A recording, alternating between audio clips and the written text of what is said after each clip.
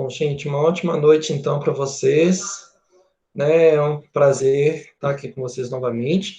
Obrigado, Thaís, você mandou lá no grupo para mim. Vocês estão ouvindo bem? Meu áudio tá bom? Sim, tá ótimo. Tá ótimo. Beleza. Tá Bom, ótimo. beleza. Só lembrando o que a gente viu na semana passada, né? Nós vimos sobre a teoria da personalidade do Alport. A ideia dele é que as pessoas têm uma ampla gama de predisposições ou traços de personalidade para reagir de determinada maneira em diferentes situações. Então, uma coisa que ele fala é que as pessoas têm algumas qualidades internas que são estáveis, e vão persistir ao longo do tempo nas diferentes situações. E nós vimos também que não existem duas pessoas exatamente iguais. Até, por exemplo, uma extroversão em uma pessoa se manifesta de uma forma e outra pessoa se manifesta de outra forma, porque existem questões ambientais, questões do próprio indivíduo que está envolvido ali. Então, cada personalidade vai possuir algum traço individual característico que vai distinguir um indivíduo de outro, né? Então, nós vimos que qualquer pessoa vai se comportar com uma certa constância, né? Então, existe uma constância assim, nos comportamentos, né? E cada pessoa é diferente uma da outra também. Uma coisa que a gente viu também é que a personalidade para o Alport, ela é uma organização dinâmica, e é uma organização dinâmica de sistemas psicofísicos, ou seja, ele vai valorizar tanto a questão biológica quanto a questão psicológica. Em interação, isso vai promover o comportamento, né? Então, assim, para o Alport, a personalidade seria um todo organizado e autorregulado, tá? Então, assim, para o Alport, há, então, uma influência psicológica e biológica no desenvolvimento da personalidade. Até então, está tranquilo para vocês? Eu acho bem interessante essa teoria dos traços do Alport, inclusive ela foi base para a construção de vários testes,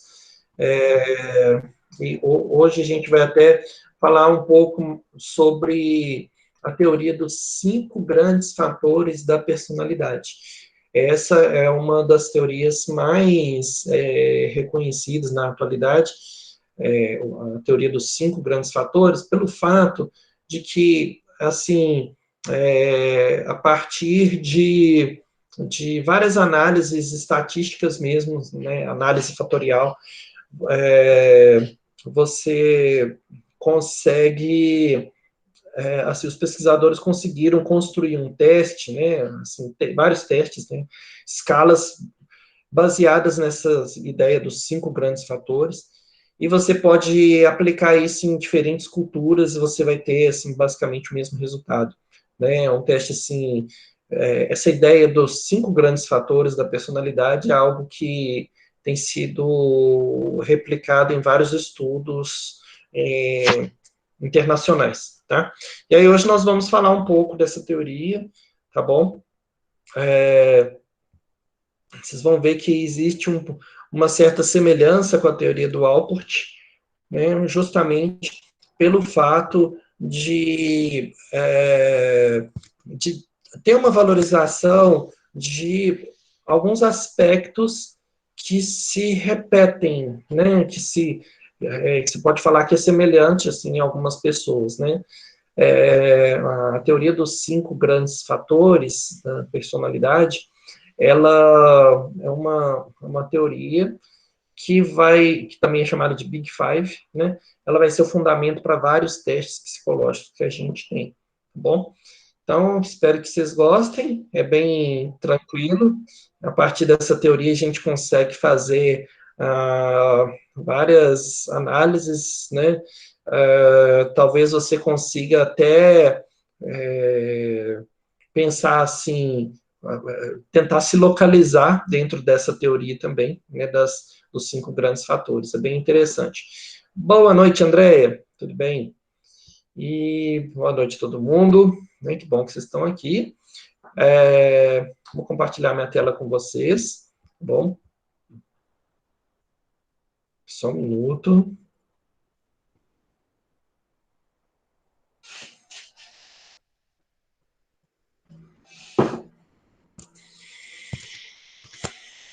Vocês estão vendo minha tela, gente? Sim? Sim, professor. Sim. Beleza. Joia. Bom, então, né, o que seria essa teoria dos 5 grandes fatores da personalidade? Também é chamada de Big Five, né? Bom, vamos lá. A importância desse modelo se embasa principalmente no fato de que, segundo os autores, ter sido aplicado em diversas amostras, em diversas culturas, e por meio de numerosas fontes de informação, incluindo autoavaliação, avaliação por pares, avaliações clínicas, demonstrou sua adequação nos diferentes usos. Essa teoria dos 5 grandes fatores da personalidade é uma das teorias mais replicadas nos estudos em psicologia.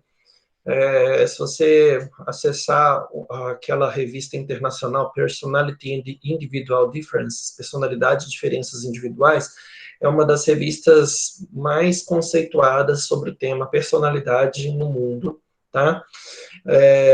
Você vai ver que a maioria dos estudos que estão lá, são centenas de estudos, são baseados nesse modelo dos 5 grandes fatores.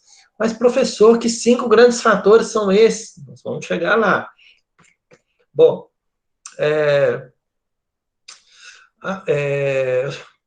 vamos lá. A palavra personalidade diz respeito a padrões de comportamento e atitudes que são típicas de um determinado indivíduo, de forma que os traços de personalidade difeririam de um indivíduo para outro, sendo, entretanto, relativamente constantes em cada pessoa e estáveis. Nesse sentido, Alport caracteriza a personalidade como a organização dinâmica no indivíduo dos sistemas psicofísicos que determinam seu comportamento e seus pensamentos característicos.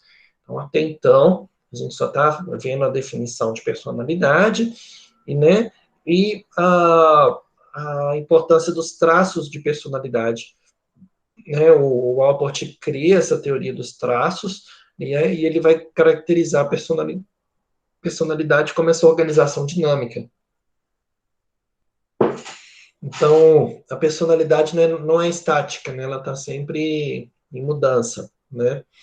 O sistema psicofísico, porque você vai ter um corpo interagindo com a mente ali, né? Não tem como a gente separar mente e corpo, tudo é um todo único que busca a autorregulação, tá? Embora haja uma variedade de definições para esse construto, a avaliação da personalidade irá depender da teoria adotada pelo pesquisador, de maneira que a forma como as teorias conceituam um termo acaba por definir as principais características de cada posição teórica. Um dos modelos mais difundidos para descrever a estrutura da personalidade dentro da teoria dos traços, sobretudo da personalidade adulta, do ponto de vista psicométrico, tá? Você vai ter outros pontos de vista, né?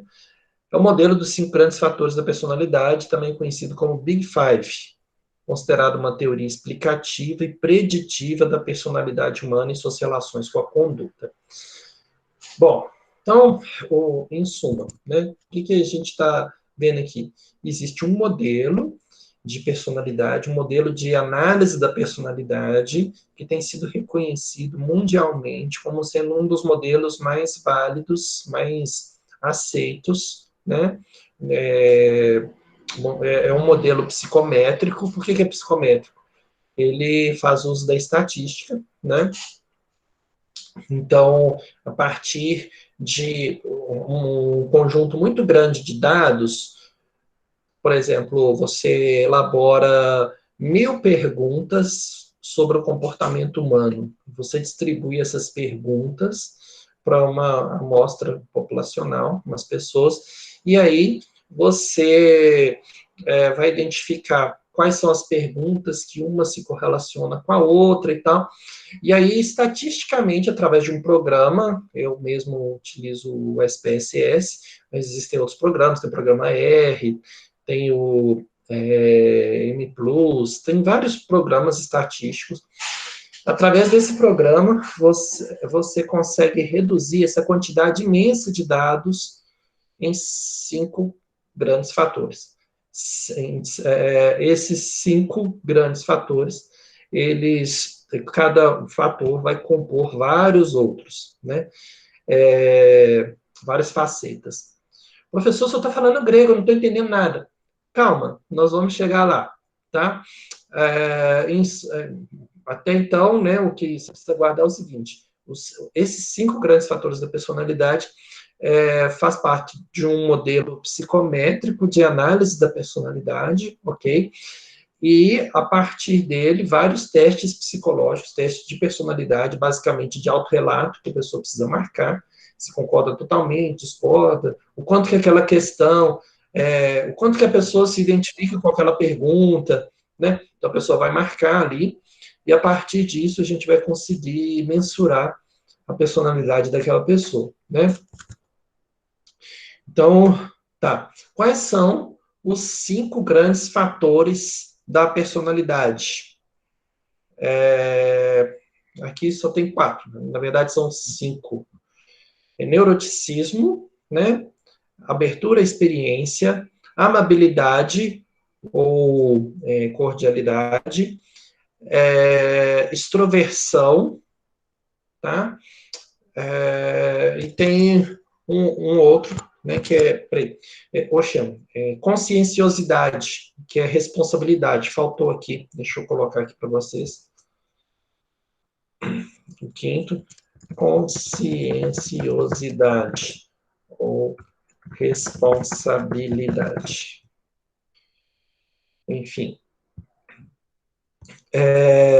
Então, são 5 grandes fatores, né? Então, você tem neuroticismo ou instabilidade emocional. Dentro de neuroticismo, a gente vai ter várias facetas, né? Em cada pessoa vai manifestar esse neuroticismo de uma forma. O que seria esse neuroticismo? Geralmente aquelas pessoas assim que são mais que ela tem uma visão mais negativa da vida, se culpa muito, né, se cobra muito, então, assim, seria uma pessoa assim, com alto neuroticismo. Uma pessoa com baixo neuroticismo, ela já não se culpa por nada, né? Ela fala as coisas assim, sem pensar no julgamento das outras pessoas, tá? Nós vamos falar de cada um desses fatores, tá? Extroversão. Então, você vai ter pessoas que são mais extrovertidas são menos extrovertidas, né? Uma alta extroversão ou uma baixa extroversão. O que seria uma baixa extroversão? Introversão, né? A pessoa que é mais introvertida, certo? Abertura à experiência. Então, é aquela pessoa que está aberta a novas experiências, né?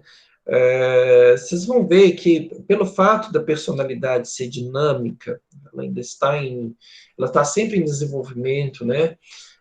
Você vai ver que, às vezes, lá na terapia, vai chegar uma pessoa para você com uma dificuldade muito grande para aceitar o novo, aceitar um período de mudança, né?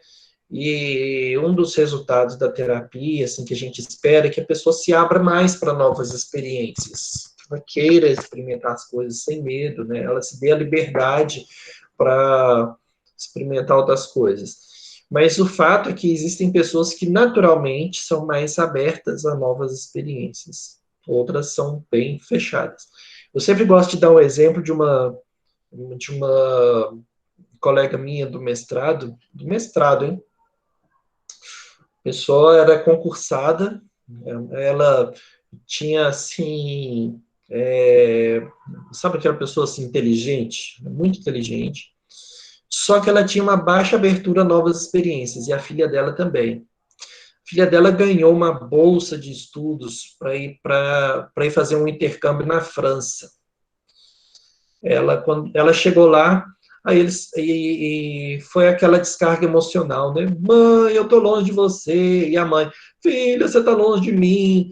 E aquela situação, assim, durou 3 meses. Ela tinha que ter ficado pelo menos 2 anos lá.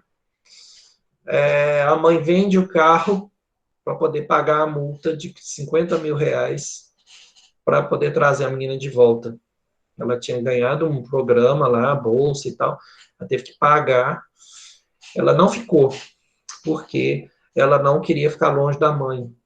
E a mãe também, essa mãe dominadora, né, e controladora, queria ter a filha sempre por perto, não se abria, né, para a possibilidade de ter a filha estudando fora, longe. Você deve pensar assim, nossa, mas essa mãe é louca. Bom, na verdade, nós, enquanto psicólogos, a gente não está no lugar de julgar, né? A gente está no lugar de entender essa experiência, como que é essa experiência para ela, né? Ficar longe era um absurdo, porque faz parte da estrutura da personalidade dessa pessoa mesmo, de que ela precisa ter o controle das coisas, né? E ela tem uma dificuldade muito grande de se abrir para o novo, né? Eu sempre gosto de contar essa experiência, porque é uma coisa assim que geralmente as pessoas falam assim, gente, essa mulher, olha, ela perdeu uma oportunidade muito grande, a menina ia estudar na França, ia aprender francês, assim, fluente e tal, ia ser legal para ela. Pois, a questão é que ela não dava conta disso, né? E a gente, como psicólogo, tem que entender a situação, né? Querem comentar um pouco? Eu acho interessante, né, professor? Porque cada um de nós tem uma percepção do mundo de uma maneira diferente do outro. Então, não cabe a nós julgar as atitudes e escolhas dos outros, porque o que para mim pode ser muito tranquilo, para o outro pode ser um enorme sofrimento. Então, não dá Sim, para ficar julgando. verdade. Né? Então, a gente tem que respeitar esse posicionamento dela, né? E, assim, o fato é que, assim, vai ter pessoas assim que vai ter, a pessoa vai ter essa dificuldade muito grande para se abrir para o novo, né? Isso é fato. E por outro lado, você tem aquela pessoa que é totalmente aberta, né? Vocês conseguem me dar um exemplo de uma pessoa que é totalmente aberta a novas experiências, topa tudo, qualquer parada, fala com ela assim, ó, vamos para a festa? Vamos fazer uma viagem pela costa do Brasil, vamos alugar um carro e vamos circular a costa do Brasil todinha, cada praia que tiver, vamos. A pessoa topa tudo, né? Vamos visitar uma tribo de índio? Vamos. Agora outras pessoas não. E isso não tem a ver com inteligência, tem a ver com personalidade, né? É um dos fatores importantes que a gente tem, né? É a abertura a novas experiências. Você tem também, por exemplo, a cordialidade ou amabilidade, né? Então, tem pessoas que se preocupam muito com os outros, querem fazer, assim, um projeto social, participar de algum projeto social, né? Assim, as coisas acabam tendo um sentido, assim, a pessoa muitas vezes abre mão dela mesma em prol de alguma ação, né, assim, tipo, de ajudar o outro, ela se realiza ajudando as outras pessoas. Vocês conhecem gente assim? Tem várias, né, professor? Professor. Você é assim? Eu sou assim. Ó, Gosto demais de ajudar as pessoas. Eu sinto bem, eu sinto feliz, realizada. Nossa, assim, é uma coisa que eu não sei explicar. Quando eu dou presente, quando eu faço alguém sorrir, quando eu. Assim, eu gosto, eu sinto realizada. Hoje, por exemplo, eu fiz aqui uma panela assim enorme, eu fiz 60 pastéis portugueses e dividi com os filhos da minha, da minha paciente que faleceu. Todos eles vieram aqui, comeram e levaram para casa, e eu fiquei super feliz. Oh, que legal, bacana. Não rolou nem um pastelzinho pra gente, né? Assim, a gente não tá no presencial, né? Pois é, então, Mas que legal. eu já levei lá para minha escola alguns petiscos, assim, que eu adoro cozinhar. Aham. Tem gente que tem essa facilidade, assim, de ajudar os outros, né? Gosta mesmo, né? De estar, de se envolver, né? De ajudar as outras pessoas, né? Isso é bem interessante. Isso é um fator de personalidade, então, né? Assim, então, esses são os 5 fatores, tá? Eu vou falar um pouquinho de cada um deles, tá? Neuroticismo ou instabilidade emocional, tá? As pessoas com score alto, o que é score? É uma pontuação alta num teste, tá? Você aplica um teste de personalidade, aí dá um resultado alto em neuroticismo. Então, essa pessoa tende a hipersensibilidade emocional, tem dificuldades para voltar à normalidade após experiências emocionais fortes. Geralmente são ansiosas, preocupadas com mudanças, são preocupadas, mudanças frequentes de humor e depressões. Tendem a sofrer de transtornos psicossomáticos e apresentam reações muito intensas a todo tipo de estímulos. O sujeito estável tende a responder a estímulos emocionais de maneira controlada e proporcional. Retorna rapidamente a seu estado normal após uma elevação emocional. Naturalmente equilibrado, calmo, controlado e despreocupado. Bom, aí eu queria que vocês me dessem 2 exemplos. Um exemplo de alguém com alto neuroticismo e alguém com baixo neuroticismo. Vocês conseguem me dar um exemplo? Uma pessoa com alto neuroticismo é uma pessoa que sofre um abalo por uma situação que não estava esperando. E aí ela se descontrola totalmente com aquela situação, afeta ela em todas as áreas da vida dela por um tempo, e ela custa a aceitar aquela situação, então causa um sofrimento muito grande nela. E baixo neuroticismo é aquela que é mais equilibrada, ela consegue lidar melhor com as questões para as quais ela não tem uma programação, ela lida bem com o que acontece de imprevisto, ela não tem uma expectativa muito grande de uma reação determinada diante de uma realidade, de uma experiência. Então, ela é mais madura emocionalmente, vamos colocar assim, tá certo? Uma pessoa que tem baixo neuroticismo? Ela é mais controlada, ela é mais estável, ela não tem tantos picos de humor, de sofrimento para uma situação que, às vezes, é mais controlada. Isso, exatamente. Eu acho que a gente não pode nem tá ali no mediano, não pode ser nem alto nem baixo, porque se for baixo, se for uma pessoa com um neuroticismo baixo demais, ela tende a ficar deprimida por qualquer coisa, por pequenas coisas. Igual Na verdade, é o contrário. Na verdade, é o contrário. Uma pessoa com alto neuroticismo... Ela tem tendência a ficar deprimida com facilidade.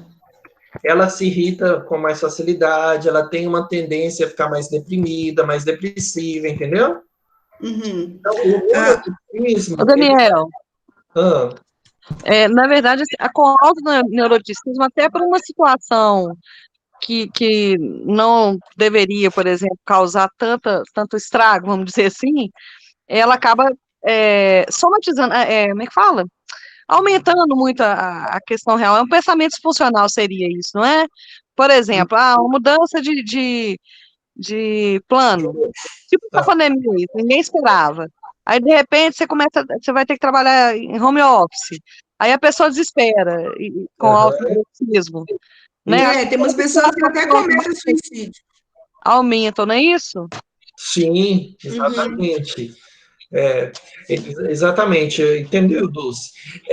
O neuroticismo, né, geralmente a pessoa com neuroticismo alto, a tendência é que ela experimente sentimentos mais de preocupação, muita irritação, melancolia, vergonha, tá? Eu expressei mal, acabei de ter uma aula dessa.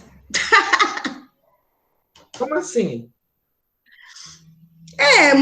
Sobre esse Big Five aí, a gente teve uma aula anterior. Ah, teve? A gente não, eu tive. Ah, tá. Ah. Não, então, o que acontece é que uma pessoa com alto neuroticismo, esse exemplo que você deu, Ayrce, eu achei muito bacana, né? Se está tudo programado uma coisa, aí de repente muda os planos. Uma pessoa com alto neuroticismo, ela vai gritar, vai xingar, vai ficar brava, irritada ou preocupada, né? Imagina um casal, um relacionamento de casal ali, em que os dois têm neuroticismo super alto, assim, muito alto. Imagina um conflito que deve ser, uma explosão assim de emoções, assim, cada um com um lado. Imagina que situação. Então, assim, Pega fogo na casa. pega. Então, assim, o indivíduo, uma pessoa com um neuroticismo muito alto, ela costuma ter algumas crenças irracionais, né? Então, ela pode, por exemplo, ter uma noção de perfeccionismo muito grande, né? Então, ela tem que fazer tudo muito correto. Então, ela se cobra muito. Se não for do jeitinho que ela quer, ela sofre, ela se culpa, né? Uma pessoa com um neuroticismo alto, aquela pessoa que ela tem um baixo controle de impulso também. Então, é uma pessoa mais impulsiva. No trânsito, eu vejo tanta gente com neuroticismo alto no trânsito, gente, né? Já vi casos assim, absurdos, né? Da pessoa sair de dentro do carro porque o cara de trás estava buzinando, né? E aí o sinal abrir, ele não sair, ele não arrancar com o carro, né? Ele ir lá na janela do cara de trás para ficar discutindo porque que estava buzinando. Eu já vi umas situações assim. Você vê que a pessoa tem um neuroticismo muito alto, né? Ô, Daniel, só um questionamento aqui. E aí, assim, à medida que eu estou até falando de auto-neuroticismo, eu me identifico bastante com isso. E, assim, eu tenho aprendido a lidar e desenvolvido, né, pensamentos mais funcionais para tentar me organizar de uma maneira diferente. É uma característica da personalidade, né, isso, o neuroticismo? Sim. E é por isso que se fala que ela é possível de mudar, né, de você readequar, readaptar a sua condição. Porque acho que quanto mais maduro você fica, quanto mais você se autoconhece, mais você tem condição de começar a desenvolver habilidades para poder modificar essa questão, não é isso? Sim. E o que acontece, assim, foi ótimo, né, você ter colocado isso, porque, assim, você pode identificar essa dificuldade que você tem, né, e tentar controlá-la cognitivamente, né? E aí, com o tempo, eu não sei, vocês já devem ter lido aquele livro, né? Não, é um livro assim que até as pessoas, de um modo geral, têm acesso, né? Na leitura, você vê dele. O poder do hábito. É ótimo. Né? Então, você vê que não é da psicologia, mas é uma coisa assim que, poxa, se você adota aquele hábito assim de se policiar também, então, como que isso faz diferença, né, na vida da pessoa? No final, eu vou mostrar para vocês o resultado de um teste que eu apliquei num adolescente, para vocês verem como que funciona essa questão assim dos 5 grandes fatores. Eu apliquei o BFP nele, a bateria fatorial da personalidade. Um teste que tem sido muito usado em processo seletivo, até mesmo na clínica, né? De fácil aplicação, e ele é baseado no modelo do Big Five, tá bom?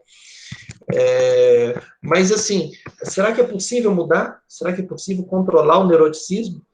Bom, a partir do momento que a pessoa identifica essa dificuldade, na terapia, né, a gente acredita que é possível uma mudança, sim, né? É possível. A pessoa, a partir do momento que reconhece a situação que ela está, como que ela se comporta, as dificuldades dela. Então, se eu reconheço como eu sou, eu posso mudar, né? Já dizia o Rogers, né? Então, pensando no autoneuroticismo, né? Ele é bem difícil, né? A gente controlar, na verdade. Os extremos são muito difíceis. O que a Dulce falou assim, o ideal é que a gente não seja nem com alto, nem com baixo. Exatamente, né? Mas nem sempre as pessoas estão nesse plano ideal. Inclusive, uma das dificuldades da maioria dos testes psicológicos é que muitas pessoas são medianas, elas não são um extremo, né? Então, você vai ter pessoas que, em alguns momentos, vai apresentar um alto neuroticismo e, em outros momentos, vai apresentar um baixo neuroticismo. O problema são os extremos, né? Então, Ô, professor, pode falar. A psicologia, ela para mim foi uma mãe. Me ensinou muito e eu tenho aprendido muito, eu tenho aprendido com os meus professores, graças a Deus, e eu agradeço muito, imensamente, aos meus colegas também, que eu tenho aprendido tanto da parte negativa como a positiva, mas antes, muito tempo antes, quando eu era mais jovem, assim, que eu tinha 25, 30 anos, eu era extremamente agressiva. Eu partia para a briga, não importava se era homem, se era mulher, eu batia, eu puxava faca, eu era assim, entendeu? Hoje, isso foi moldando dentro de mim, hoje eu sou uma pessoa totalmente o oposto. Então, assim, e eu tenho aprendido muito com a psicologia. Então, a psicologia tem sido não só uma escola, mas uma mãe com um grande exemplo. E eu creio que muito vai me acrescentar muito mais. Que bom. É isso aí, né? É engraçado que tem gente que faz o curso para poder se conhecer melhor, né? Eu já ouvi muito isso, principalmente nos primeiros períodos. Eu entrei no curso de psicologia para me conhecer melhor. Eu penso que esse não é seu caso, não, né, Dulce? Mas a gente acaba... Eu acho que foi, no início foi. A terapia é mais barato, né, do que o curso. Mas, assim, o fato é que a gente aprende muito. Né? Ô, professor. Acaba ampliando a visão, né? Fala, Ângela. Professor, eu não estou sabendo que santo de casa faz milagre, não. Santo de casa não faz milagre. Fala mais. Não adianta eu querer fazer um curso e tentar eu posso melhorar, mas algumas coisas a gente não dá muito certo, não. Tem que ser um outro profissional. Exatamente, com certeza. Exatamente. Boa colocação, Ângela. Então, se a pessoa tem alguma situação, né, assim, para resolver um conflito, assim, vai fazer terapia, né? Não tem Então, mas eu sei aonde que a Ângela quer chegar. Mas a questão, Ângela, é que isso aí me refinou, como a Carla fala, entendeu? Refinou os meus hábitos, eu aprendi novos hábitos. Muito bem. Entendeu? Vamos seguir aqui. Pessoas com baixo neuroticismo, o que seria, né? Pessoa, por exemplo, que a tendência ela é ser mais calma, né? Mais racional, mais autocontrolada, então ela vai conseguir enfrentar o estresse de uma forma mais eficaz, né? Então, assim, esse termo neuroticismo, né? Ele foi criado para refletir o fato que os indivíduos diagnosticados com algum transtorno neurótico, assim, geralmente eles tinham um score alto nessa dimensão, né, da personalidade. Então, assim, o neuroticismo, ele também é chamado de instabilidade emocional. Eu já disse isso aqui, quando a gente falou sobre os traços de personalidade, a gente conhece muito uma pessoa quando ela está com raiva ou quando ela está tranquila, quando ela está assim, feliz, brincando, está lá na festa de aniversário, contando piadinha, né? Por quê? Quando ela está ali, né, nesse ambiente que promove essa interação, essa descontração, né? O nível de defesa diminui bastante. Então, a pessoa acaba sendo ela mesma, né? O interesse o nosso interesse enquanto psicólogos é ajudar a pessoa a diminuir um pouco as defesas, né, para que ela consiga se expressar, né, ela falar, se é autêntica, né, naquilo que está acontecendo ali. Muitas vezes eu trabalho com avaliação psicológica e utilizo aquele resultado do teste para ajudar a pessoa a refletir sobre aquilo, né? Eu pergunto para ela, olha, no seu teste apareceu esse traço, apareceu essa característica, isso faz sentido para você? Ah, sim, eu sou assim, eu sou desse jeito. Ah, conta mais sobre isso, como que é isso? Então, assim, o teste acaba adiantando muito o nosso trabalho, né? Você consegue identificar características que provavelmente aquela pessoa não ia falar com você sobre aquilo, né, fora de um contexto de avaliação psicológica, por exemplo, né? Mas, assim, então, o neuroticismo, ele fala dessa instabilidade ou estabilidade emocional, né? Já a extroversão. O que é extroversão? Nós já vimos na teoria do Jung, né, o Jung aborda já a questão dos tipos psicológicos, né, então das atitudes de extroversão e introversão, e das funções, pensamento, sensação, sentimento, intuição, né, a gente já viu isso. Agora, no modelo Big Five, a gente trabalha a extroversão, essa é muito parecido com a extroversão que o próprio Jung coloca, né? O Jung vai dizer que ninguém é 100% introvertido ou 100% introvertido, né? No Big Five, a gente vai ver que esses fatores, a pessoa vai ter um fator dominante, né? Vai ter algo que vai prevalecer mais, assim, né? E isso acaba influenciando os outros fatores também. Então, imagina que você tem uma pessoa que é altamente extrovertida e ela também tem uma alta abertura a novas experiências. Liberdade, a pessoa quer passear, quer viajar, quer festa, quer estar no meio de gente. É isso, né? Mas você vai ter, por exemplo, uma pessoa que é extrovertida e também tem uma instabilidade emocional muito grande, ela também tem um alto neuroticismo, né? E aí é um pouco mais complicado, porque costuma ser aquelas pessoas que não pensam para falar, né?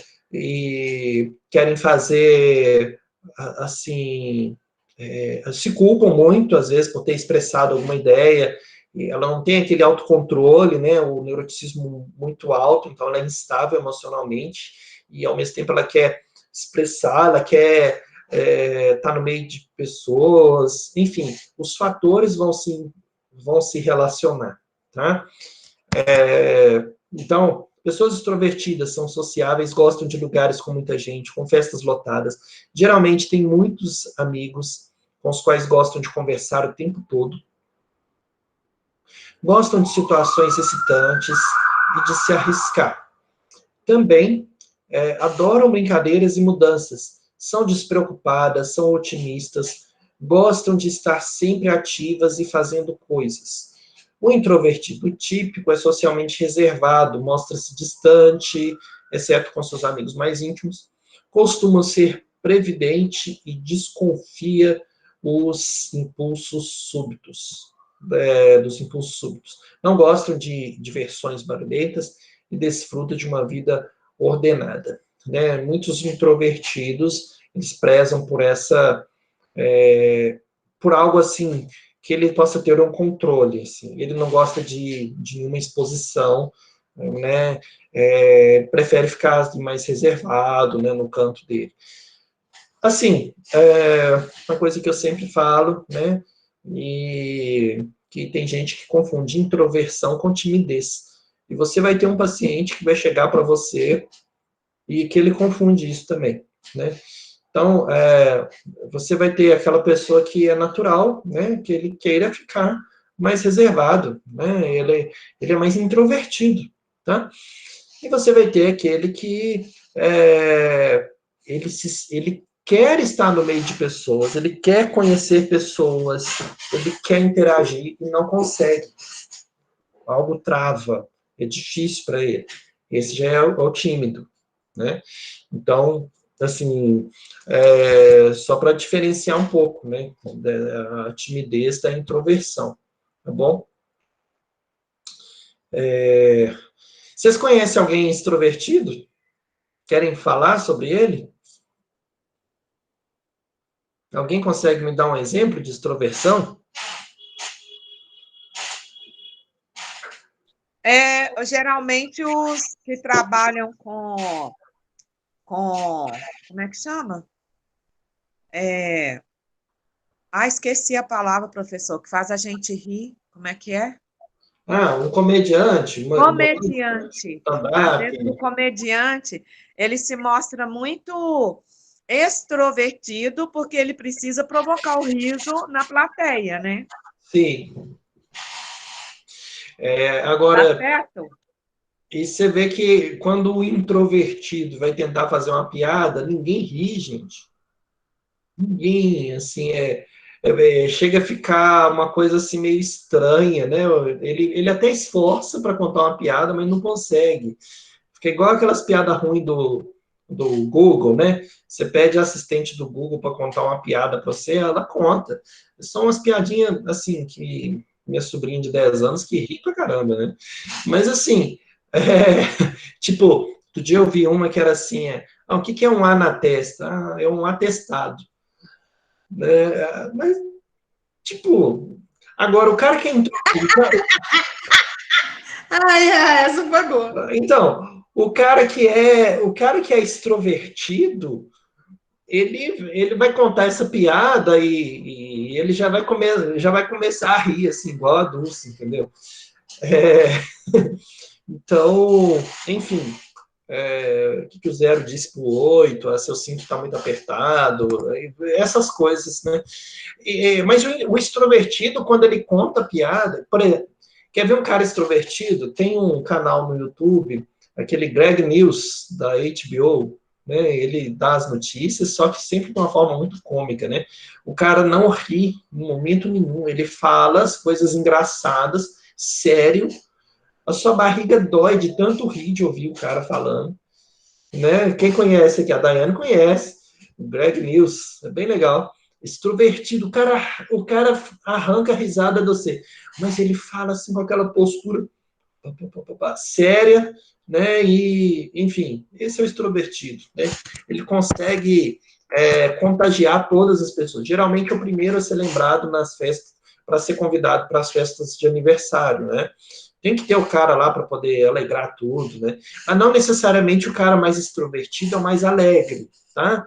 Você pode ter uma pessoa que é extrovertida, sim, mas também está passando por um processo de sofrimento, uma dificuldade, depressão, também perde emprego, também tem problema em relacionamento. Então, assim, não necessariamente o mais extrovertido é o mais feliz, tá? Então, só para deixar claro também. E também não é que o introvertido é triste. Não. Você pode ter um introvertido muito feliz e que prefere ficar ali reservado no seu ambiente, né? Ele não sente bem estar no meio de muita gente. Não quer estar lá, né? A gente não vai forçar isso. E na terapia, muitas vezes, o que a gente vai fazer? Vai ajudar esse introvertido a ter forças, a ter um jogo de cintura, né, entre aspas, para lidar com o ambiente que muitas vezes quer forçá-lo a ser de uma forma que ele não é. A mãe fala, você tem que rir mais. O pai fala, você tem que relacionar com as pessoas, vai lá para você conhecer as namoradas, vai lá fazer alguma coisa. Então, o menino não quer, mas ele não quer não é porque ele é tímido, é porque ele prefere estar mais reservado, né? Então, vale a pena, assim, eu acho, a gente refletir um pouco, né, sobre isso. Ô, Daniel. Sim, pode falar. Então, o Big Five são esses traços gerais das pessoas no desenvolvimento, mas não é que eu tenho que deixar de ser extrovertido. Eu vou buscar recursos que vão potencializar as minhas vulnerabilidades da introversão, é isso? Sim. Então, assim, a gente tem os testes, né, que vão ajudar a gente identificar essas vulnerabilidades. A gente vai identificar, inclusive, dentro de cada fator. Então, a gente tem, Ocean, pense o Big Five, uma forma mais fácil de você guardar quais são os 5 fatores. Pensa em oceano. Então, você tem o primeiro fator, openness, abertura a novas experiências, conscienciousness, de conscienciosidade ou responsabilidade. Você tem extroversão,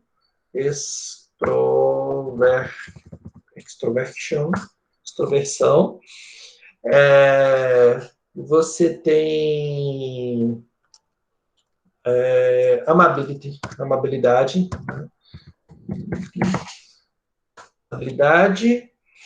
e está faltando um, abertura, conscienciosidade, extroversão, amabilidade e neurotização. Neuroticismo.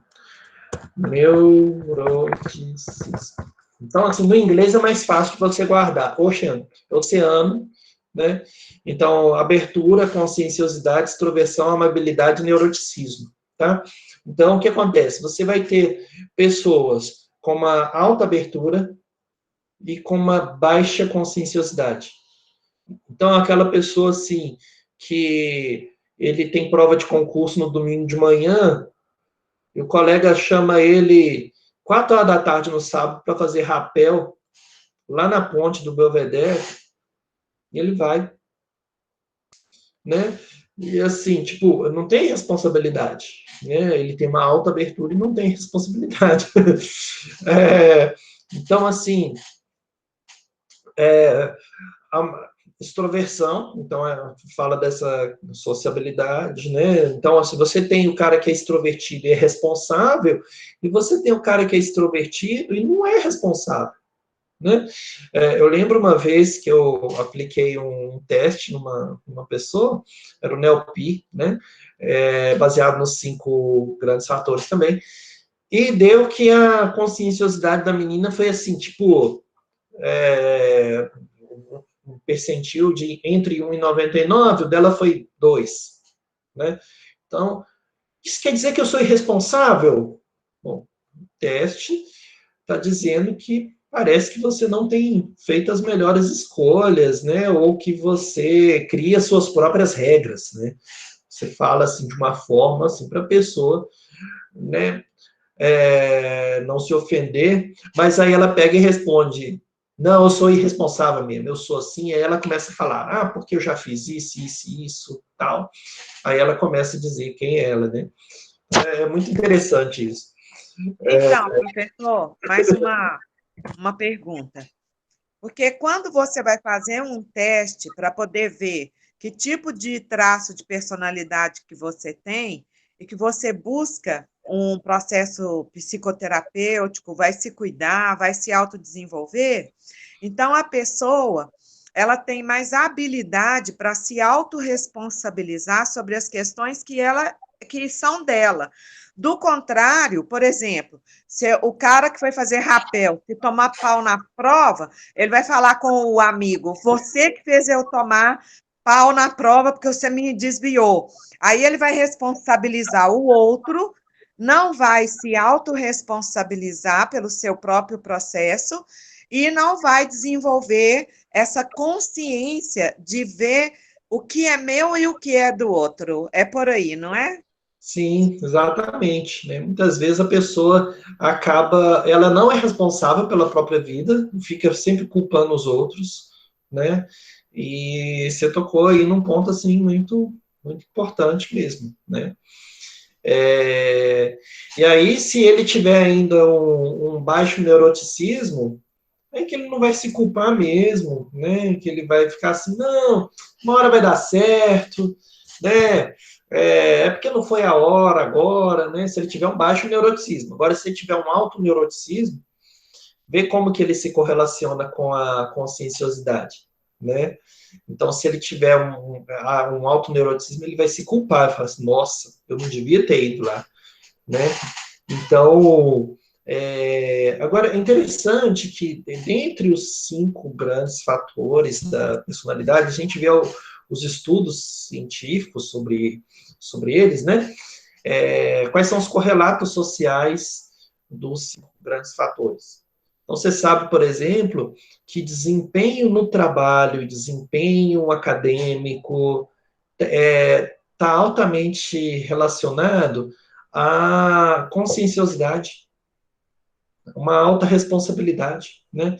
Então, não adianta, o cara ele pode ser muito inteligente, mas se ele não for responsável pelo projeto de vida dele, pelas coisas que ele quer, né?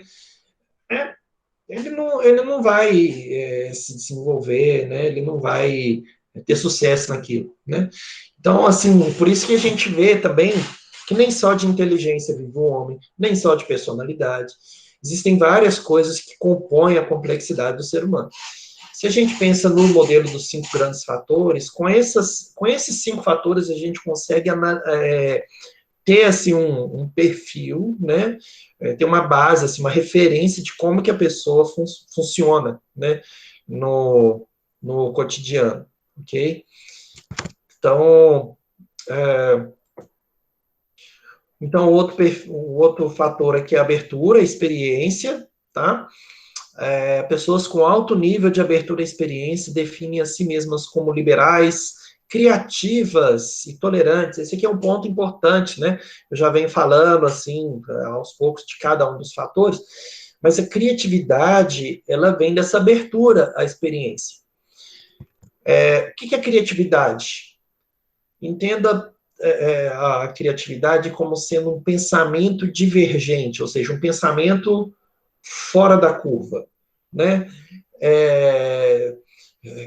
Por isso que a criatividade, não necessariamente o cara mais inteligente vai ser o mais criativo. Você tem pessoas, inclusive, psicóticas, assim, que demonstram uma criatividade muito grande, né? Nas produções artesanais deles, enfim. O que acontece é que para o cara ser criativo, ele precisa se dar a liberdade de pensar diferente, de pensar fora do convencional, né? E para isso a pessoa precisa de uma abertura a novas experiências, né? Pessoa com alta abertura tende a ter fantasia e emoções e sentimentos não ortodoxos. saem do caminho demarcado pelos outros para abrir novas rotas. Sentem paixão pelas manifestações artísticas. Não ficam incomodadas diante de ideias e valores novos. Adoram experimentar coisas novas e viajar. Pelo contrário, a pessoa com baixa abertura à experiência é essencialmente conservadora e com marcada tendência a seguir os caminhos já demarcados. Geralmente também é mais religiosa. Custa encontrar novas alternativas para enfrentar os problemas e não gosta de ideias que possam provocar mudanças profundas, especialmente se forem radicais. Quem aqui consegue me dar o exemplo de alguém com baixa abertura à experiência?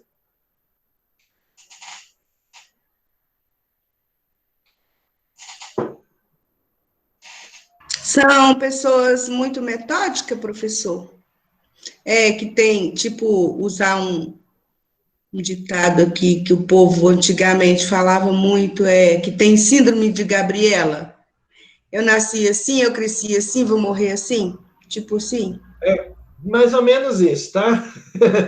Então, ou seja, aquela pessoa ortodoxa, tradicional, não se abre para o novo, né? Eu nasci nesse bairro, vou morrer nesse bairro, né? Para sempre. Eu sou dessa religião e não abro mão nunca.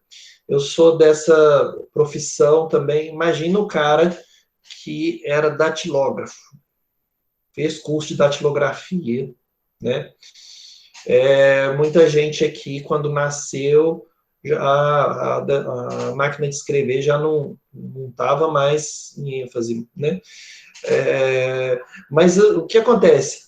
Imagina se essa pessoa não consegue se adaptar ao novos tempos. O Windows 95 foi um marco tecnológico, né? Esses dias agora o Bill Gates liberou uma atualização, né? Quem tem o Windows 95, né, consegue dar uns comandos lá, uma linguagem de programação, e você consegue ver todos os desenvolvedores do programa, né? Ele faz uma homenagem a todos que participaram da elaboração do Windows 95, né? Enfim, imagina se essa pessoa não se atualiza, né? Então, ela tem uma baixa abertura. O cara fez design gráfico, ok. Assim, você tem aplicativos de design agora. Então, são profissões que vão se extinguindo, né? E, assim, se a pessoa tem uma baixa abertura, ela provavelmente vai ter alguma dificuldade, né? Cordialidade ou amabilidade, né? A pessoa é amável e agradável e cordial com os demais, preocupa-se com suas necessidades, com seu bem-estar. Ela tende a ser confiante. Ela percebe e interpreta adequadamente tanto as próprias emoções quanto a dos outros. É uma pessoa com empatia, capaz de se sintonizar emocionalmente com os outros. Então, essa é uma pessoa com alta amabilidade. Agora, uma coisa interessante também da gente refletir é o seguinte. Bom, vocês estão no curso de psicologia. Eu tenho certeza que nem todos aqui são tão amáveis assim, né? Mas a nossa própria profissão, ela tem essa característica de se preocupar com o outro. Então, eu entendo que até por essa característica de personalidade que você tem, e eu creio que eu tenho também, você acabou entrando no curso, porque você se importa com as pessoas. Então, a minha ideia, assim, provavelmente todos que estão aqui têm um nível de amabilidade de pelo menos médio a superior, né? Então, assim, no mínimo, porque para que você se disponha a escutar o outro, para que você se importe com os problemas dos outros, você tem que ter um nível de amabilidade, né? Se o cara tem um baixo nível de amabilidade, eu acho que provavelmente ele ia escolher outro curso, ele ia fazer outra coisa, né? O que vocês acham, gente? Ô, professor, eu acho Eu acho não. Eu percebo que a gente desenvolve, sim, uma empatia maior fazendo curso de psicologia. O que não quer dizer que a gente vai ser cordato e aceitar tudo que vem para a gente. Claro. Eu acredito que na empatia, a gente até tem uma tendência mais madura a discordar, a se posicionar com mais maturidade, com mais segurança com relação ao outro, a não ser aquela pessoa que acata tudo, aceita tudo, concorda com tudo. Então, eu acho que a postura é diferenciada, mas não quer dizer que eu tenho que fazer o que o outro quer porque eu sou empática, entendeu? Então, eu acho que tem essa diferença, porque a gente escuta muito aqui no curso o tal do refinamento, refinamento, refinamento, mas à custa de quê que eu vou me refinar? Eu vou me refinar, por exemplo, buscando um processo psicoterápico durante o curso. Me conhecer, saber das minhas questões, para que quando eu me tornar uma psicóloga e eu me meter a abrir uma clínica para atender o outro, pelo menos 70% das minhas questões vão estar bem resolvidas comigo mesmo, né? Então, eu penso assim, me incomoda um pouco. Por exemplo, uma vez eu fui discutir com um colega meu dentro de sala de aula, porque ele fez alguma coisa que eu não gostei e eu fui me posicionar para ele.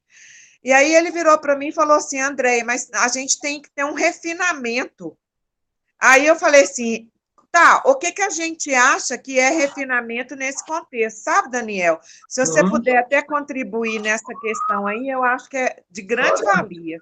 Ô, André, eu vou te dar um exemplo que aconteceu comigo. Vocês sabem que eu sou músico também, né? E um dia eu dei carona para um cara que ele tocou comigo lá no evento, né? Ele tocou violão.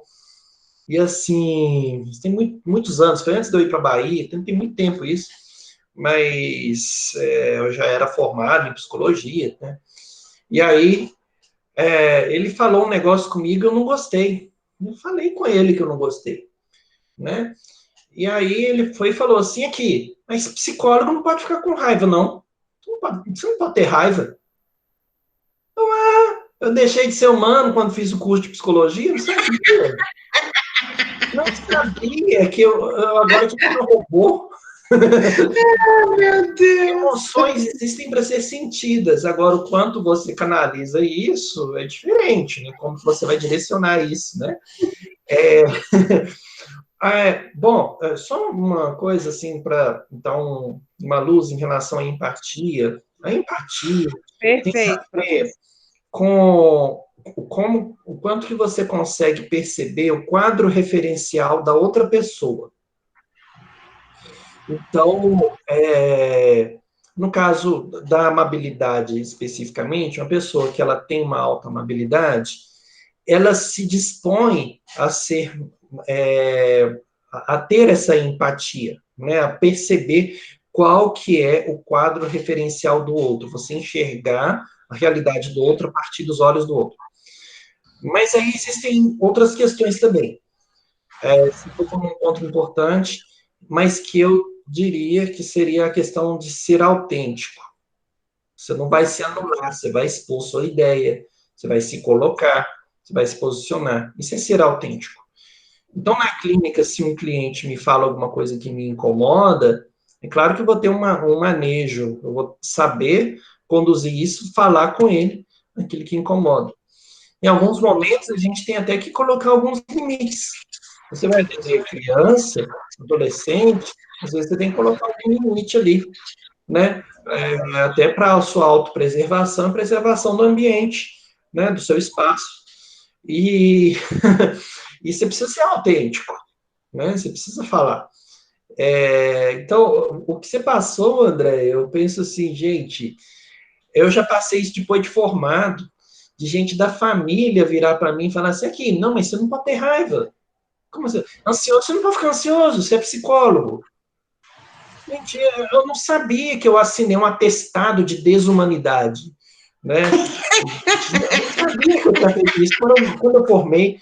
O que eu sei é que o excelentíssimo senhor reitor, né, da faculdade que eu estudei, virou e falou assim no dia da colação: olha, nós fizemos o nosso papel, a partir daqui nós cortamos o cordão umbilical. Traduzindo, né, para vocês, se virem, você é responsável pela sua formação, pelo seu sucesso profissional. Eu entendo plenamente ele, porque quando a gente está na faculdade, a gente tem direito de errar. A gente tem um professor, me socorre, me ajuda. E quando a gente forma, a gente é lançado no mundo e se depara com a nossa com a nossa ignorância. Gente, a gente tem que aprender tanto. Eu estou no doutorado, eu já fiz o doutorado, e eu vejo que eu ainda tenho que aprender muita coisa, entende? Eu aprendo com vocês no dia a dia. Então, assim, é uma coisa, assim, impressionante. É claro que, voltando, né, o tema da personalidade, especificamente, os 5 grandes fatores, algumas características parece que nos ajudam mais. Nos ajudam, por exemplo, a ter um jogo de cintura, saber lidar com uma situação, né? Ter um controle emocional maior. Inclusive, sobre essa questão do controle emocional, né? Depois eu vou divulgar para vocês. Eu estou elaborando um curso sobre inteligência emocional que eu vou dar para vocês, sabe? Um cursinho rápido. E em breve eu vou divulgar para vocês, tá bom? E muita gente confunde, inclusive, inteligência emocional com personalidade, né? São coisas diferentes. Assim. Deixa eu ver o que a Thaís colocou aqui. As pessoas acham que quando vira psicólogo deixamos de ter nossas convicções, verdade. Né? Adriane, isso mesmo, né? Depois eu vou divulgar para vocês, tá? Daniel. Sim. Pode falar? Luciana, tudo bem? Aqui, eu também passei uma situação muito parecida com a que você passou, né? Só que você já era formado e eu ainda estudante. Eu trabalhando, eu perdi uma paciente e eu estava dentro do quarto da paciente e a filha entrou para se despedir. E aí a filha começou a falar um monte de coisas que mexeu muito comigo. E eu saí de dentro do quarto aos prantos também. E cheguei no posto de enfermagem e tal, o pessoal virou e falou assim, mas por que você está chorando? Você faz psicologia, você não pode chorar, senão eu virei e falei assim, gente, mas eu sou ser humano, a situação mexeu comigo. Eu sou estudante de psicologia, eu não sou formada, nem se eu fosse formada, eu deixaria de vivenciar as minhas emoções. Né? Não é porque eu tenho determinado falhou aqui, tá aí. Tem que deixar de vivenciar as coisas que eu sinto. E foi muito assim, porque as pessoas acham, igual o André falou, as pessoas acham que você, como psicólogo, você não pode chorar, você não pode ter raiva, você não pode ficar ansiosa, você não pode deprimir, você não pode nada. Você tem que ser assim, o insensível, digamos assim. O insensível e insensato.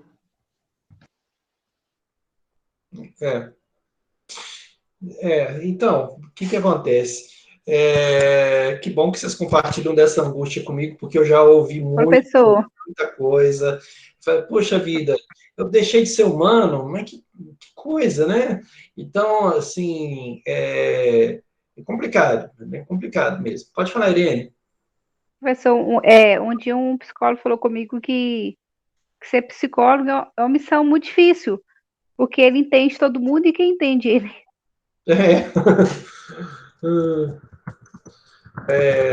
Tem um poema, não lembro, eu não lembro assim com o autor que fala, né? Mas assim, eu sei que fala da responsabilidade que a gente tem, né, de ser psicólogo, né? Mas fala dessa angústia também, né, da gente às vezes estar com um problema pessoal, mas está ouvindo um outro problema, assim, eu não lembro, assim, quem escreveu o texto, mas era uma mensagem muito bonita, depois eu vou achar para poder mostrar para vocês, tá? Mas, então, amabilidade e, por fim, essa responsabilidade, ou conscienciosidade. Você vai ver nos textos, nos artigos científicos, muito conscientiousness, né? Muita conscienciosidade, né? A pessoa ter consciência, ter responsabilidade sobre a própria vida, sobre as ações e tal. Uma pessoa com alta responsabilidade, assim, geralmente ela segue as regras à risca, né? Ela, inclusive, tem essa necessidade muito grande de ter o controle das coisas, né? Tá? Então,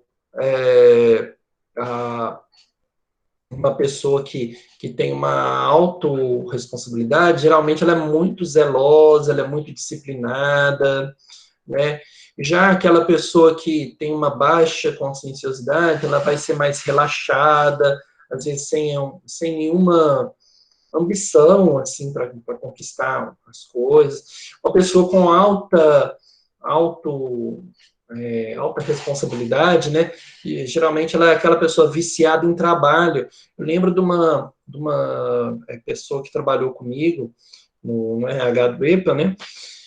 Gente, eu tinha dó dela, porque ela chegava às 6 horas da manhã e ia embora 9 da noite. A empresa não pedia isso para ela. Não pedia. Era uma coisa que ela se colocava, sabe? O horário era de 8 às 5h48. Eu achava até engraçado esse horário, era de 8 às 5h48, e a gente tinha 1h12 de almoço. É muito engraçado, né? Mas, assim, ela chegava às 6 horas da manhã e saía 9 da noite. Já teve dia dela desmaiar, a gente ter que levar ela para o hospital. A gente não, né? O segurança levar ela para o hospital, né? Porque dava aquela hipoglicemia, né? A pessoa não come, não levanta, não toma sol. Ela era branca, igual uma parede, não tomava sol, sabe? E era uma situação, assim, muito complicada, né? Aquela coisa, assim, produção. Ela se cobrava muito. Então, e não conseguia enxergar, né? Assim, ela precisava muito de terapia. E só dar uma notícia para vocês, ela era psicóloga, né? Então, assim, ela, psicóloga, não cuidava nem da saúde física, nem da mental, né? Vivia numa situação, ela estava perdendo os cabelos, gente, ela estava quase igual eu, assim. Pense, é uma situação bem difícil, né? Precisava de ajuda, né? Enfim. Duas pessoas extrovertidas podem comportar-se de forma muito diferente, dependendo de que, por exemplo, sejam altas ou baixas em responsabilidade. Dependendo se elas forem altas ou baixas em responsabilidade. Então, por exemplo, as duas adorariam ir a uma festa cheia de gente. Mas, e se a festa acontece na noite anterior a uma prova ou a uma importante entrevista de trabalho? Então, você tem duas pessoas extrovertidas, uma com alta responsabilidade e outra com baixa responsabilidade, né? Então, qual que vai ser a escolha delas, né? Então, pode ser que a pessoa com baixa responsabilidade vai ir na festa, não está nem aí, né? Então, é mais provável que a pessoa responsável controle seu impulso e fique em casa descansando, ok? Um pouco de história. O modelo dos 5 grandes fatores tem sua origem em um conjunto de pesquisas sobre personalidade, advindos de teorias fatoriais e traços de personalidade. Nunes e Rutz afirmam que foi um dos pioneiros do desenvolvimento do modelo dos 5 grandes fatores foi McDougall, que na década de 30 sugeriu que a análise da linguagem de uma população ajudaria a entender sua personalidade, propondo um modelo no qual ela poderia ser analisada a partir de 5 grandes fatores independentes. Após esse trabalho, McDougall inspirou pesquisas sobre o modelo, como os estudos de Fiske, Bogota, Topps-Cristal. E somente no final dos anos 70, que principalmente na década de 80, os 5 grandes fatores passaram a ter um papel relevante nos debates sobre qual era o modelo que refletia as dimensões básicas da personalidade. Na primeira metade da década de 90, o modelo dos 5 grandes fatores foi se impondo progressivamente. Diversos artigos publicados na revista que eu mencionei para vocês, Personality and the Individual Difference, ao longo de 1992, até agora, né, você consegue ver os artigos, né, todos em inglês, mostram um debate que se dá em torno do tema. O modelo dos 5 grandes fatores postula 5 dimensões como traços de temperamento da personalidade humana. Essas seriam dimensões básicas que descrevem as diferenças entre as pessoas e nos permitem explicar a conduta. Por sua vez, cada um dos 5 traços divide-se em 6 facetas. É por isso que tem diferenças de extroversão em uma pessoa e extroversão em outra pessoa. Veja bem, as facetas são consideradas como traços de temperamento, não constituem dimensões básicas da personalidade humana. Vamos ver. As facetas fazem parte da nossa estrutura da personalidade, contudo, as dimensões fundamentais são os 5 traços principais. Então, você tem 5 traços, 5 grandes fatores da personalidade, e desses fatores, você tem 6 facetas, tá? Aqui eu coloquei as facetas do NLP, que é o inventário de personalidade, né, do McRae, né?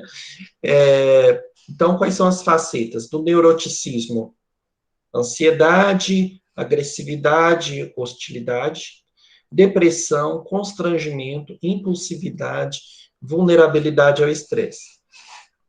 Então, essas são as facetas que compõem o neuroticismo. Então, o conjunto dessas facetas vai indicar se a pessoa tem um alto ou baixo neuroticismo. Mas pode ser que uma pessoa tenha um destaque maior na questão da ansiedade, ou da agressividade, ou da depressão, ou do constrangimento, entende? Então, por isso que tem diferença. Você pode ter uma pessoa com alto neuroticismo, mas uma pessoa é mais vulnerável à depressão, outra pessoa é mais vulnerável à impulsividade, tá? Por isso que tem diferença. Olha as facetas da extroversão: acolhimento, gregarismo. Gregarismo é essa coisa de agregar pessoas, né? Quer estar no meio de pessoas, quer se socializar, né?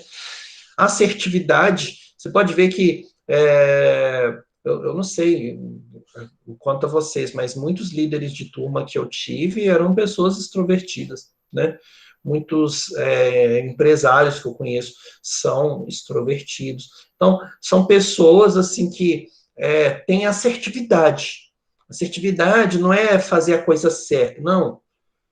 Assertividade é você ter condições, por exemplo, de se expressar, você falar assertivamente, você não ter medo, assim, de falar em público, né? Você se colocar, tá? Então, assertividade é isso. Como que eu posso desenvolver um comportamento assertivo, né? O pessoal da TCC gosta muito disso, quem trabalha com habilidades sociais, vai desenvolver a assertividade na pessoa. A pessoa vai conseguir se expressar melhor, expressar opinião, saber dizer não. Isso tudo tem a ver com assertividade, tá? Então, você tem essas facetas: acolhimento, gregarismo, assertividade, atividade, uma pessoa que tem um interesse por fazer coisas, né? Está sempre em movimento, busca de sensações e emoções positivas. Agora, olha que interessante, busca de sensações também é algo que vai aparecer em abertura, tá? Mas, assim, no caso, a busca de sensações, a pessoa, ela sente essa necessidade de ser estimulada pelo ambiente externo. Ela tem essa necessidade, ela precisa disso. Quando ela não tem, gente, eu imagino como que os extrovertidos devem estar sentindo, devem estar sofrendo nesse período de isolamento social, né? Não poder fazer aquele churrasco no fim de semana. Agora o pessoal está fazendo, né? Eu vejo muita gente agora que nem anda de máscara na rua mais, né? Parece que o pessoal acabou relaxando. Mas, assim, A questão é que um isolamento social para um extrovertido deve ser muito terrível, muito ruim, né? Mas, então, as facetas, né? Busca de sensações e emoções positivas. Então, por exemplo, se uma pessoa tem uma baixa extroversão, então é uma pessoa que ela vai ter uma dificuldade de acolher o outro, não vai querer se envolver com outras pessoas, vai ficar mais reservada, ela não vai, por exemplo, querer se posicionar, levantar a mão quando alguém, se eu falo na sala de aula, gente, o que vocês acham, tal tema, assim, assim, assim. O cara que é introvertido dificilmente vai levantar a mão e falar. Só se eu direcionar, fulano, o que você acha? E isso, para o cara que é introvertido e é tímido também, isso é um terror. Acaba o mundo dele, tadinho. Né? Eu tinha uma colega, assim, ela era introvertida, mas ela era tímida também. E aí, assim, eu lembro nas apresentações de trabalho, gente, que ela só ficava com PowerPoint. Porque nas primeiras vezes, assim, que ela ia falar, ela escondia atrás. Ela pedia a professora para apagar a luz, para ninguém ver. Ninguém olhar para ela, sabe? Então, ela sofria bastante, né? Ela era introvertida, era tímida também. Não sei se alguém de vocês se identifica com isso, né? Uma coisa importante. Professor, o que é gregorismo? Gregarismo. Gregarismo. Gregarismo. O gregarismo fala dessa socialização, aglomeração, né? Você pode traduzir por aglomeração, né? É uma estratégia que as pessoas utilizam para se envolver com outras pessoas. Que tem a ver, por exemplo, com multidão, com socialização, com querer estar perto de pessoas. Isso é gregarismo. Pegou? Entendeu? Sim, obrigada. Nada. Então, o que acontece? Então, essas são as facetas, né, da extroversão. Quais são as facetas da abertura? Fantasia, estética, sentimentos, ações, ideias, valores. Então, é por isso que eu falei que uma pessoa que, com alta abertura a novas experiências é uma pessoa que é mais criativa. Uma pessoa criativa tem que ter abertura a novas experiências, né? Justamente porque a pessoa criativa tem um pensamento divergente, ou seja, um pensamento que foge à norma, tá? Tem um teste para avaliar a criatividade, especificamente, que eu gosto muito, é o Torrance. E é muito legal, te dá algumas figuras, e a pessoa tem que completar essas figuras com o que vier à mente dela ali. E aí ele trabalha algumas características da criatividade, por exemplo, a fluência. A pessoa que é criativa, ela consegue pensar várias coisas do nada, assim, tudo que é novo, né? Consegue explorar todo aquele ambiente, fazer uma coisa assim que ninguém nunca pensou, nunca imaginou na vida, né? Então, por exemplo, se eu dou uma bolinha para você, e aí você vai fazer um desenho a partir daquela bolinha. Bom, uma pessoa criativa consegue fazer alguma coisa até em 3D, uma coisa assim, fantástica, né? Já a pessoa que não é criativa vai fazer o quê? Um emoji. Vai colocar os dois olhinhos e a boca, virou o desenho dele, né? Então, assim, você vê que o pensamento divergente, uma pessoa que tem uma alta abertura a novas experiências, se dá liberdade a produzir coisas novas, coisas diferentes, coisas que ninguém pensou, né?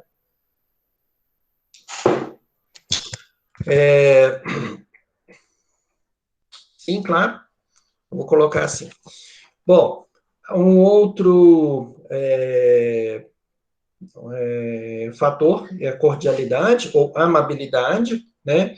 Então, a gente tem as facetas de confiança, retidão, altruísmo. Altruísmo tem a ver com se preocupar com os outros, né? Às vezes você deixa de fazer coisa para você para fazer para os outros, tá? Então, é isso, né? Complacência, né? Então, o que é complacência?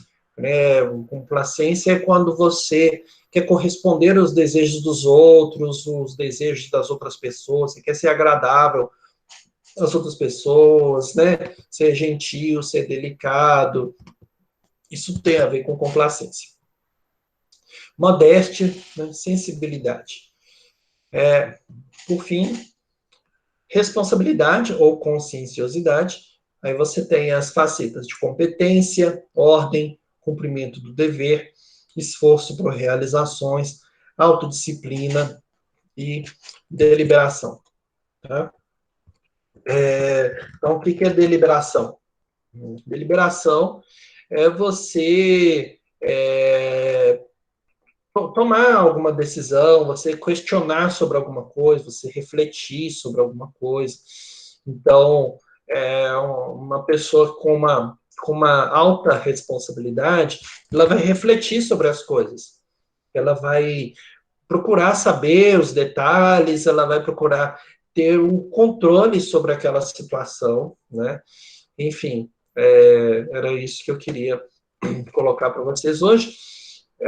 Fundamentei no livro da minha orientadora de doutorado, Carmen Flores Mendonça.